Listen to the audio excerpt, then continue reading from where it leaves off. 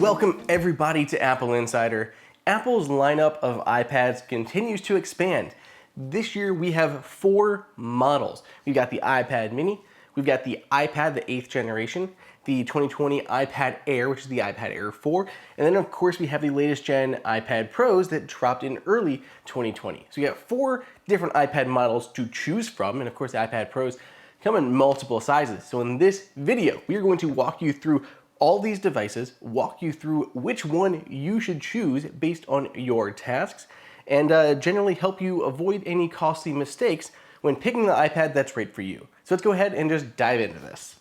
So the one iPad that you don't see in front of us here happens to be the iPad mini. You would think it is kind of the smallest, the cheapest on Apple's lineup, but in fact, the current generation iPad mini is actually more expensive than the current generation iPad. iPad mini starts at $399, yet it still has the same A12 processor, still supports Apple Pencil just like the entry-level iPad 8th generation does. So why is the iPad mini $400 versus $329 for the larger iPad? Well, technically, the iPad mini is a little bit more advanced. It supports the P3 wide color gamut, has the fully laminated display, supports True Tone, and a few other things there. So the iPad mini has a better display. It also starts at 64 gigs of storage, whereas the iPad here, it only starts at 32. The biggest feature, I think, for a lot of people, the reason they're drawn to the iPad mini at all is because of the size. And I think right out of the gate, you know if you want that smaller size. There are people who just want that more compact form factor for the iPads, and they continue to get larger. We've seen them get larger every year between the screen sizes and the actual tablet sizes. We have bigger and bigger iPads. So the iPad mini, you're typically going to want that when you want that really compact form factor. If you want something that you can take with you a lot, maybe you just like reading, maybe you like watching movies on planes, the iPad mini is such a great form factor for that. I would still love to see a new one with a liquid retina display and stuff like that, but it still has its spot in the lineup as just the compact iPad. It's not supposed to be the cheapest iPad just because it's smaller. It's a very capable iPad. It just happens to be the smallest. So if you were looking for the most compact one, that's the mini. Which brings us then to the iPad, the 8th generation iPad, which launched earlier this year as well. So this guy, it supports the first generation Apple Pencil. It works with the Smart Keyboard Folio, so you have the keyboard, you can type and get some productivity done, and this is the cheapest iPad that Apple sells, starting at $329 at full MSRP. So who is the iPad for? This, as being the cheapest iPad that Apple sells, is basically for the person who wants an iPad but doesn't want to have to pay more than they have to. You've often maybe looked at certified refurbished or other discounted iPads from like last generation trying to pick up a good deal. This iPad is a good deal. $329, you're still getting that A12 processor, same one that's in the $400 iPad mini. You still have Apple Pencil support, it connects via Lightning, so it's still the first generation Apple Pencil, but there's a lot of productivity built into this tablet. It's very fast, you don't have the curved display, it's not a laminated display. There's still kind of, downfalls to this iPad, but for $300, $329, this is a solid tablet to pick up. So if you're looking for one for the kids, you want one that's gonna get good for schoolwork or just a basic iPad, this is the iPad you get. So that leads us up to the iPad Air. This is Apple's newest in the lineup. And before we talk a little bit more about the iPad Air and why this is legitimately the iPad that 90% of you should pick up, let's go ahead and talk about our sponsor for this video, just real quick, Paperlike.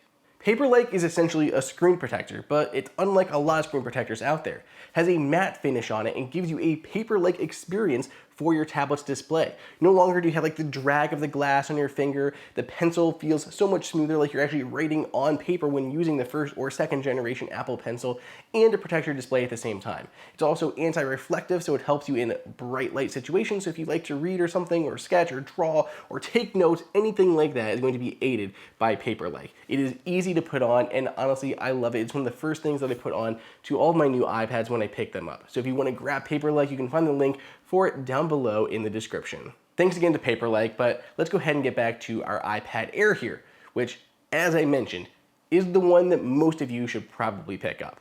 So this is the iPad when you don't know where to start in the lineup. You look at the lineup, you see 4 different models there, multiple sizes of the Pro, and you do not know where you fit. You want something that's new. You want those new features. You don't want the iPad because it's stale and there's not anything really new and exciting. Apple's just done the best to add, small new features and keep it relevant, updating the processor, but keeping that price point as low as possible. The iPad Air, while quite a bit more expensive, is absolutely just perfect iPad for most people out there because it has this amazing new look. It's completely redesigned, has these great colors, and at the moment is the fastest for normal everyday tasks. This is the fastest, even faster than the iPad Pros.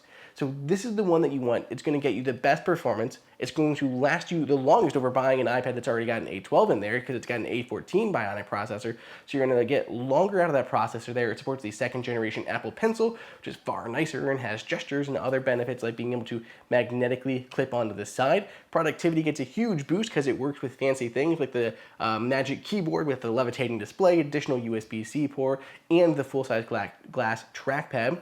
It also has a USB-C port, which is a killer feature for this device because you can connect things like peripherals. You can connect mice or keyboards through USB-C. You can connect external storage devices, flash drives, hard drives, SSDs, all through USB-C and have access to those right within your apps and the Files app.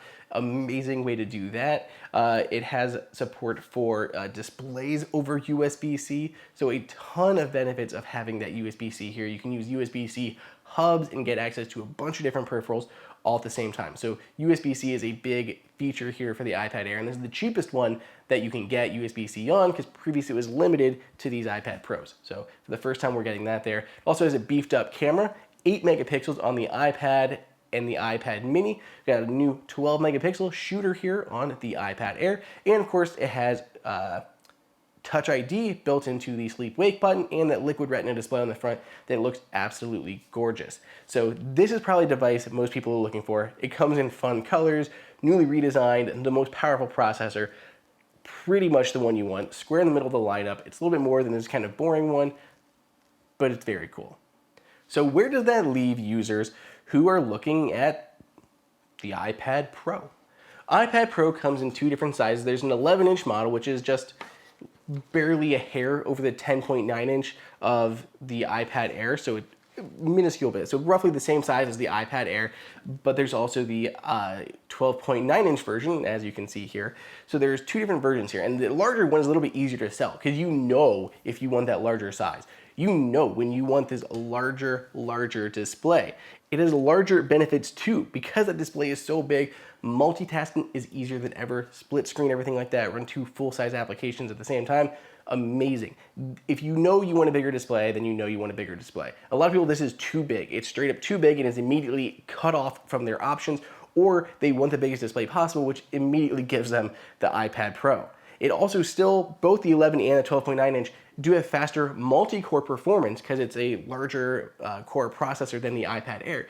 So for video tasks, large photo editing tasks, all of those are better on either the 11-inch or the 12.9-inch iPad Pro.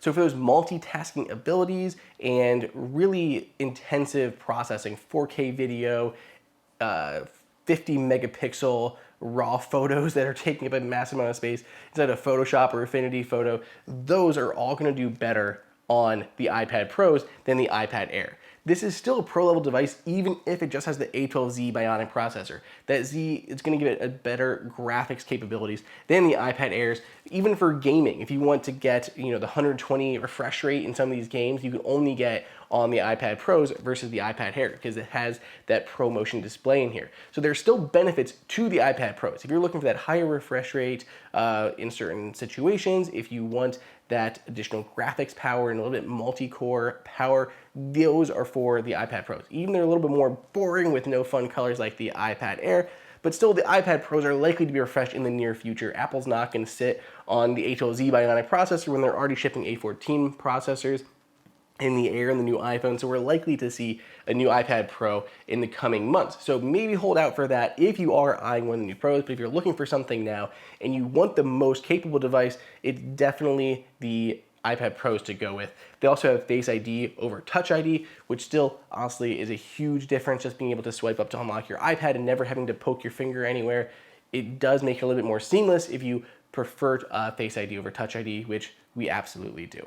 So that pretty much rounds it out. There are the 4 iPads for you to pick from. There's the iPad mini, which you should only buy if you want that most compact iPad. It is not the cheapest iPad, just the most compact iPad. There's the iPad 8th generation, which is the one you should get when you want the affordable iPad. You want it to be current and relevant. You don't want to buy an older iPad because it may not have the same processor.